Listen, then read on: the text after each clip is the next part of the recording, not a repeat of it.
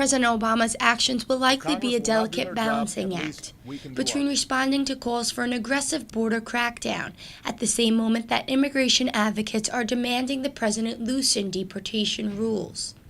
Brooklyn Bishop Nicholas DeMarzo is one of the country's leading advocates for complete, comprehensive reform. I've also directed Secretary Johnson and Attorney General Holder to identify additional actions my administration can take on our own, within my existing legal authorities, to do what Congress refuses to do and fix as much of our immigration system as we can.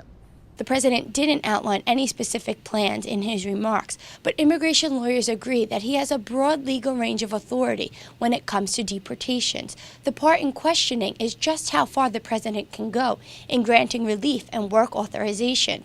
So now we ask, what exactly can the president do on his own?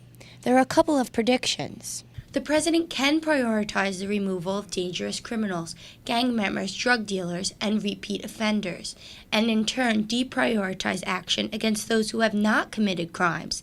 These immigrants would remain subject to deportation, but be less likely to get picked up by the system. The president can also temporarily allow immigrants to apply for employment and live in the United States without fear of deportation.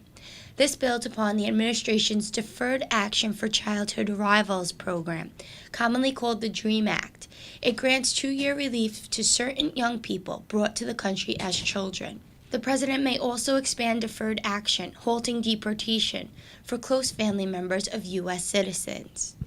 The one thing the president cannot do is grant legal status to anyone in the country without proper documentation.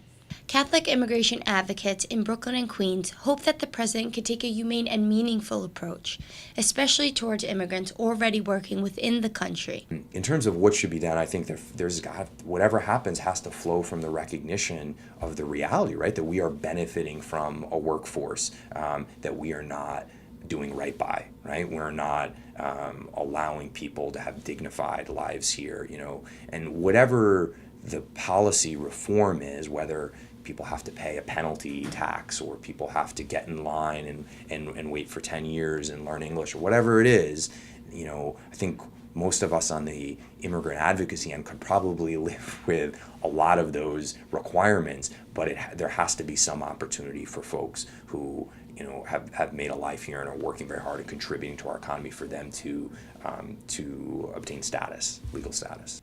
The president's executive authority may be the only tool he has left to leave his mark on the immigration debate, but any action he takes is likely to dash the remaining hope that Congress can come together on reform any time before he leaves the White House.